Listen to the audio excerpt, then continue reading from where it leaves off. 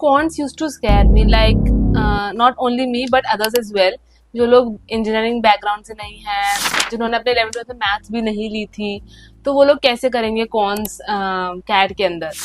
सब लोग बहुत डरते हैं एंड जितने भी लोग होते हैं जो उनको जानने पहचानने वाले होते हैं वो भी यही बोलते हैं कि you will not be able to crack CAT cons if you are not an engineer और you don't have maths in your 11th or 12th section. So hi everyone, my name is Bhumi and I'm a second year MBA student at IIM Rohtak, and in this video I'll tell you about my strategy you can follow so that you can be able to get as much percentile as you can. I got 97 percentile as a non-engineer and a non-math student as well.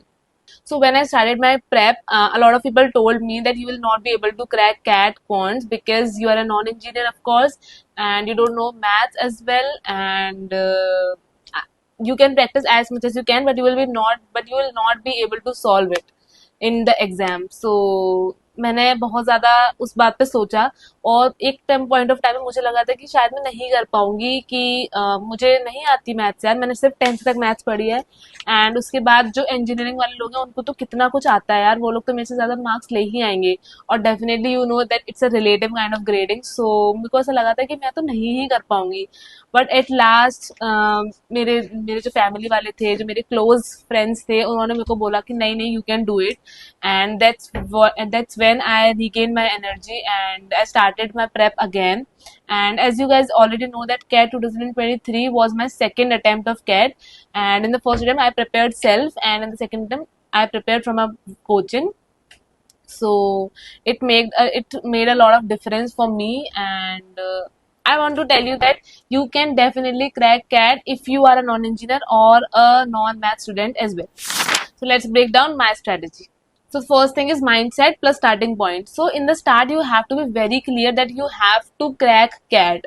अगर आपके अंदर थोड़ा सा भी ऐसा रहेगा कि नहीं नहीं मैं नहीं कर सकता, तो आप नहीं कर पाओगे. You have to prepare your mind accordingly कि मैं कर सकता हूँ, मैं कर सकती हूँ, and practice accordingly. जब मैंने अपना पहला मॉक दिया था तो मुझे आज भी याद है कि मैंने बहुत कम क्वेश्चन सॉल्व किए थे कॉन्स के अंदर और मुझसे नहीं हुआ था वो चीज, बट क्योंकि मुझे मैथ्स बहुत पसंद थी अप टू 10th, तो उस वजह से मेरे को थोड़ा ऐसा था कि नहीं नहीं आई कैन डू इट. आज इतने कम हुए, कल ज्यादा हो जाएंगे एंड मैं उन लोगों से कम्पीट कर सकती हूँ जो लोग को बहुत ज्यादा आता है.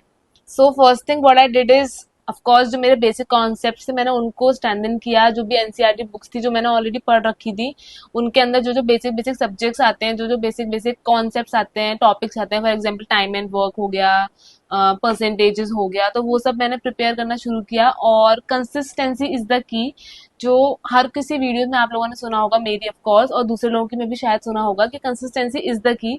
अगर आप किसी भी चीज के लिए कंसिस्टेंट रहते हो तो वो चीज डेफिनेटली आप अचीव कर पाते हो अपनी लाइफ के अंदर. So this is all that it wants from you to be consistent and start at least. So in the starting VRC became my strength कि मुझे क्योंकि कॉन्ट्स में थोड़ा डर लग रहा था तो मैंने सोचा कि VRC क्यों ना कर लिया जाए. तो मैंने VRC पे फोकस बहुत ज़्यादा किया. मैंने बहुत सारी बुक्स पढ़ी, रीडिंग आर्टिकल्स रीड करे, न्यूज़पेपर्स पढ़े, ट्राई करा कि एटलीस्ट मैं एक सेक्शन स्ट्रॉन्ग कर लूँ. अगर मेरा कॉन्ट्स थोड़ा एवरेज भी हो जाता है प्रैक्टिस करके तो मैं VRC को स्ट्रॉन्ग कर लूँ.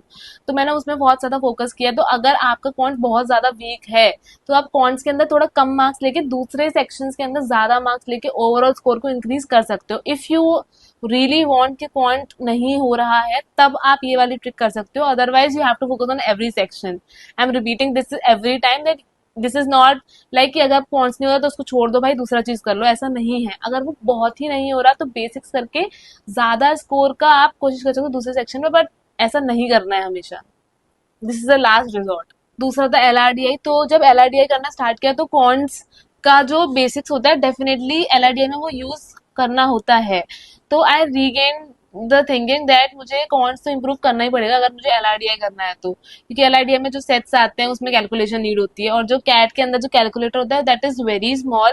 सो in my opinion you should not use it, you should use your brain और your skills for the calculation. Because अगर आप कैलकुलेटर को यूज करने में लग जाओगे ना, क्योंकि कीबोर्ड नहीं होता, you have to use a mouse और तो बहुत छोटे छोटे नंबर्स लिखे होते हैं तो उसमें बहुत ज्यादा टाइम चला जाता है. Of course CAT is a time based exam, so you have to be very cautious about the time or the clock ticking in, तो उसका ध्यान देना पड़ता है.